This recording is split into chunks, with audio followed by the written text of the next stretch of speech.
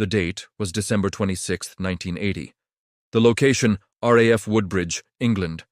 This was no ordinary airbase. It was a critical U.S. Air Force installation used for storing tactical nuclear weapons during the absolute height of the Cold War. The security perimeter was the single most sensitive, protected piece of real estate in all of Europe. On that frigid night, 2 security police officers spotted bizarre, pulsating lights descending silently into the dense, restricted Rendlesham forest, directly adjacent to the weapons storage area. This wasn't just a simple sighting. This was an active physical incursion into a highly classified zone.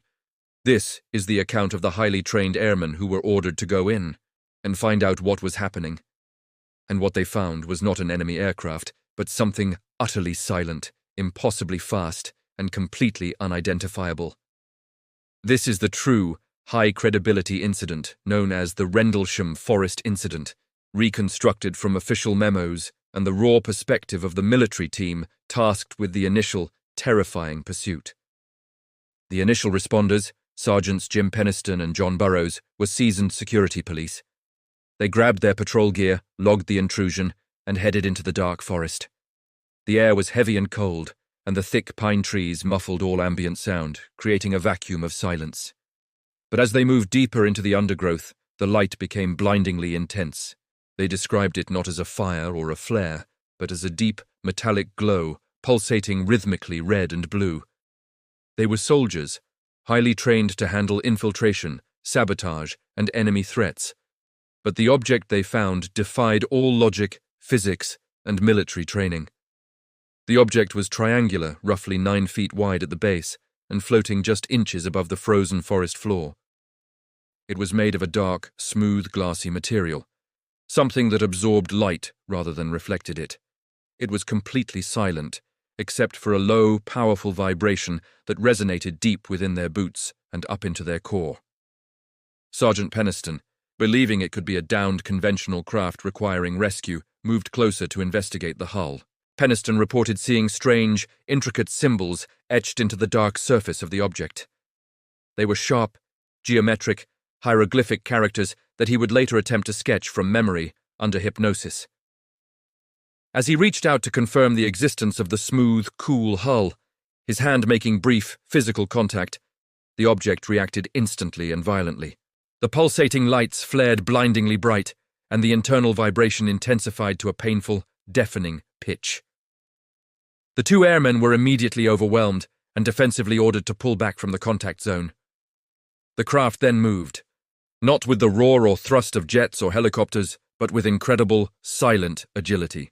It zipped through the densely packed pine trees without touching a single branch or needle.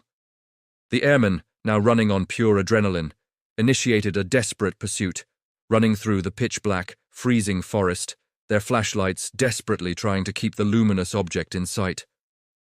The chase ended abruptly when the object rose rapidly, accelerated to an absolutely impossible, non-aerodynamic speed, and vanished instantly into the night sky, leaving no exhaust, no sound, and no wake.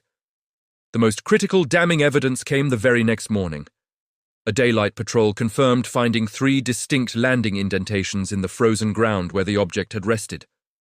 They also discovered a significant spike in radiation levels, centered precisely in that triangular area.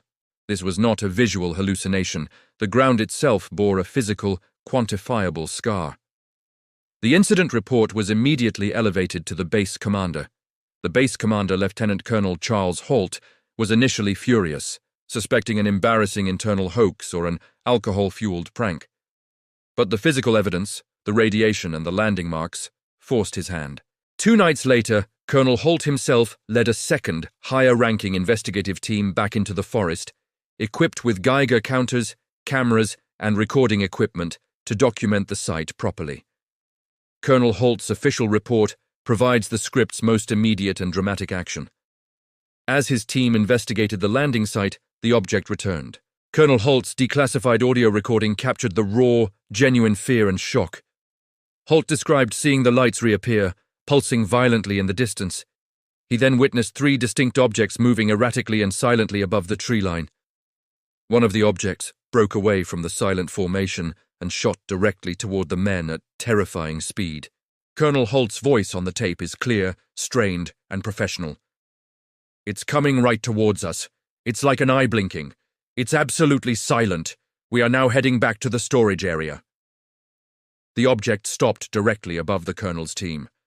Holt reported that he could see the object dripping molten metal, and that it emitted a highly focused beam of light that struck the ground momentarily near the weapons storage area.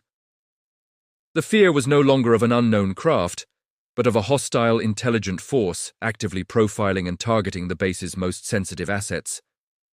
The objects finally shot away in a blinding flash of speed and light, leaving Colonel Holt and his team shaken, but with tangible proof on the ground and on the tape.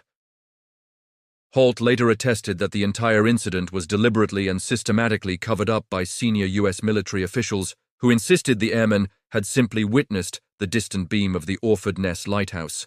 The documented truth, confirmed in Colonel Holt's memo to the UK Ministry of Defence, was far more terrifying. The airmen did not just see distant lights. They engaged a craft on the ground, touched its surface, pursued it on foot in the darkness, and were subjected to its silent, intelligent maneuvers.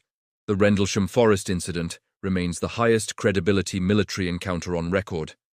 A harrowing testament to the night America's most secure base was intentionally breached by an unknown enemy that vanished before it could ever be categorized or engaged.